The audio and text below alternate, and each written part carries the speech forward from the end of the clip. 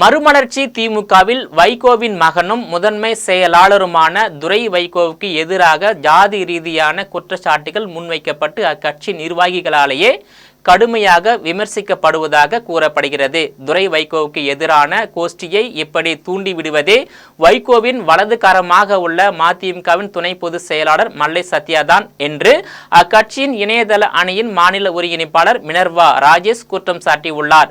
இது தொடர்பாக மினர்வா ராஜேஷ் வெளியிட்டுள்ள அறிக்கையில், மதிமுக முதன்மை செயலாளர் அண்ணன் துரை வைகோ அவர்கள் 5 வருடங்களுக்கு முன்பு நேரடி அரசியலுக்கு வந்தார். தொண்டர்கள் மற்றும் நிர்வாகிகள் அவரை கட்டாயப்படுத்தி இந்த இயக்கத்தை உயிர்ப்புடன் கொண்டு செல்வதற்காக அவருக்கு விருப்பம் இல்லை என்று மறுப்பு தெரிவித்தும் கட்டாயப்படுத்தி அழைத்து வரப்பட்டவர் என்று தெரிவித்துள்ளார்.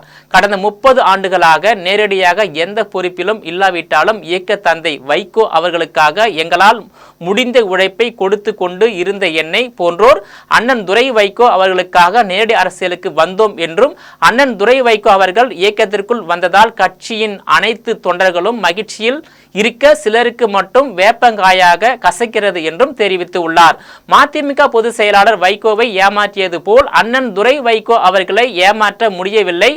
தாங்கள் நினைத்தது போல் அனைத்தையும் நடத்துவதற்கு முதன்மை செயலாளர் முட்டுக்கட்டையாக இருக்கிறார் என்று எண்ணிய அந்த கும்பல் தொடர்ந்து சதி வேலைகளில் இறங்கி உள்ளதை குறிப்பிட்டுள்ளார். சில மாதங்களுக்கு முன்பு பாஜகவுக்கு சென்ற தூத்துக்குடி தெற்கு மாவட்ட முன்னாள் செயலாளர் புதுக்கோட்டை செல்வம் கட்சியை விட்டு வெளியே போகும் முன்பும் சரி, இப்போதும் பாஜகவில் சேர்ந்த பின்பும் அவருடன் தொடர்பில் இருப்பதை சுட்டிக்காட்டியுள்ளார். முதன்மை செயலாளரை ஜாதி ரீதியாக மிக மோசமாக பேசி வரும் வல்லம் பசீரோடும் கூட்டு சேர்ந்து இப்படியாக கட்சிக்கும் பொதுச் செயலாளர் வைகோ முதன்மை செயலாளர் மீதும் களங்கத்தை ஏற்படுத்தி வரும் செயல்களில் பின் இருந்து இயக்கி வருகிறார் துணை பொதுச் செயலாளர் மல்லை சத்யா அவர்கள்.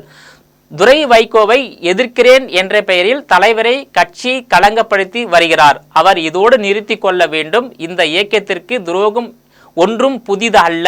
இதே நிலையை நீங்கள் தொடர்ந்தால் உங்களின் மொத்த வண்டவாளத்தையும் பொது வெளிக்கு கொண்டு வந்து தோலுரித்து அம்பலப்படுத்துவோம். எங்களுக்கு இயக்கம் பெரியது, தலைவர் வைகோ பெரியது, முதன்மை செயலாளர் அண்ணன் துரை வைகோ பெரியது. இவர்களை களங்கப்படுத்தி முதுகில் குத்த நினைத்தால் இனியும் பொறுத்து போக மாட்டோம். வீழ்வது நாமாக இருப்பினும் வாழ்வது இயக்கமாக இருக்கட்டும். இவ்வாறு மினர்வா ராஜேஷ் தனது அறிக்கையில் தெரிவித்துள்ளார். மதிமுகவின் தொழிலாளர் முன்னணி பொதுக்குழு கூட்டம் நடைபெற்றது.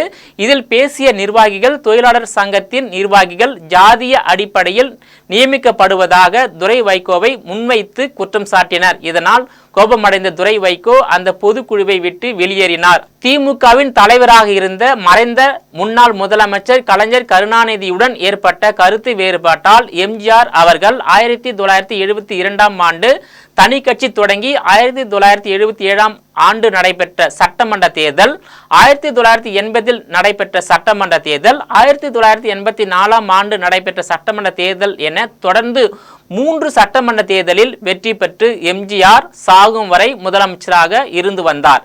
எம்ஜிஆர் மறைவுக்கு பிறகு அதிமுக பொதுச் செயலாளராக பொறுப்பேற்ற ஜெயலலிதா தமிழகத்தின் 4 முறை முதலமைச்சராக பொறுப்பேற்று பணியாற்றி வந்த நிலையில் முதலமைச்சராக இருக்கும் போதே நோய்வாய்ப்பட்டு உயிரிழந்தார். அதேபோல் திமுகவின் தலைவர் மறைந்த முன்னாள் முதலமைச்சர் கலைஞர் கருணாநிதியுடன் ஏற்பட்ட கருத்து வேறுபாட்டால் 1993ஆம் ஆண்டு மறுமலர்ச்சி திராவிட முன்னேற்ற கழகம் என்ற அரசியல் கட்சியை தொடங்கிய வைகோ அவர்களால் 32 ஆண்டுகளாகியும் மதிமுகவில் தமிழகத்தில் ஆட்சியை கைப்பற்ற முடியாத நிலையில் வைகோ உள்ளார். வைகோவின் மகனும் மதிமுகவின் முதன்மை செயலாளர் திருச்சி நாடாளுமன்ற தொகுதி உறுப்பினர் துரை வைகோவால் அக்கட்சி அடுத்த கட்டத்திற்கு கொண்டு செல்வார் என்று எதிர்பார்க்கப்பட்ட நிலையில் துரை வைகோவுக்கு எதிரான கோஷ்டியை வைகோவின் வலது கரமாக உள்ள மதிமுகவின் துணை பொதுச் செயலாளர் மல்லை சத்யாதான் தூண்டி விடுவதாக அக்கட்சியின் இணையதள அணியின் மாநில ஒருங்கிணைப்பாளர் மினர்வா ராஜேஷ் குற்றம் சாட்டியுள்ளார். இனிவரும் காலங்களில் துரை வைகோவால் மதிமுக எழுச்சி பெறும் என்று எதிர்பார்க்கப்பட்ட நிலையில் அக்கட்சியில் ஏற்பட்டுள்ள உட்கட்சி பிளவால் மேலும் பின்னோக்கி செல்லும் நிலைக்கு தள்ளப்பட்டு உள்ளது குறிப்பிடத்தக்கது. அதேபோல் திராவிட கழகத்தின் தலைவராக இருந்து மறைந்த தந்தை பெரியாருடன் ஏற்பட்ட கருத்து வேறுபாட்டால் அறிஞர் அண்ணா தனியாக பிரிந்து 1949ஆம் ஆண்டு திமுக என்ற அரசியல் கட்சியை தொடங்கி 13 ஆண்டுகளில் 1962ஆம் ஆண்டு திமுக எதிர்கட்சியாகவும் 1967ஆம் ஆண்டு 18 ஆண்டுகளில் தேசிய கட்சியான காங்கிரஸ் கட்சியை வீழ்த்தி அறிஞர் அண்ணா தலைமையில் திமுக ஆட்சி கைப்பற்றியது. 1961 திராவிட நாடு கொள்கை தொடர்பாக அண்ணாவுடன் ஏற்பட்ட கருத்து வேறுபாடுகளால் திமுகவிலிருந்து பிரிந்து சென்ற ஈவி.கே. சம்பத் தமிழ் தேசிய கட்சி என்ற பெயரில் தனி கட்சி தொடங்கினார்.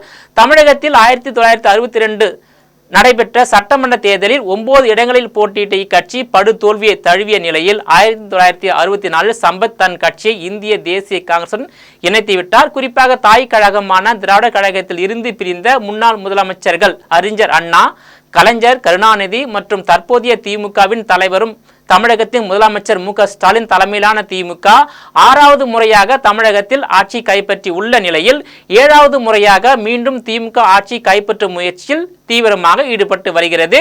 திமுகவிலிருந்து பிரிந்த அதிமுக மறைந்த முன்னாள் முதலமைச்சர்கள் எம்ஜிஆர், ஜெயலலிதா தலைமையிலான அதிமுக 7 முறை தமிழகத்தில் ஆட்சியை கைப்பற்றி ஆட்சி செய்துள்ள நிலையில் தற்போது எடப்பாடி பழனிசாமி தலைமையில் எதிர்க்கட்சியாக உள்ள அதிமுக 8வது முறையாக தமிழகத்தில் ஆட்சி கைப்பற்றும் வகையில் மத்தியில் தொடர்ந்து 3வது முறையாக ஆளக்கூடிய தேசிய கட்சியான பாஜகவுடன் அதிமுக தலைமையில் கூட்டணி அமைத்து தேர்தலை சந்திக்க உள்ளது. குறிப்பாக கடந்த 58 ஆண்டுகளாக தமிழகத்தில் திமுக அதிமுக மாறி மாறி ஆட்சி செய்து வருவது குறிப்பிடத்தக்கதாகும். அண்ணாவுடன் ஏற்பட்ட கருத்து வேறுபாடுகளால் திமுகவில் இருந்து பிரிந்து சென்ற ஈவி.கே. சம்பத் தமிழ் தேசிய கட்சி என்ற பெயரில் தொடங்கிய தனி கட்சி காணாமல் போய்விட்டது.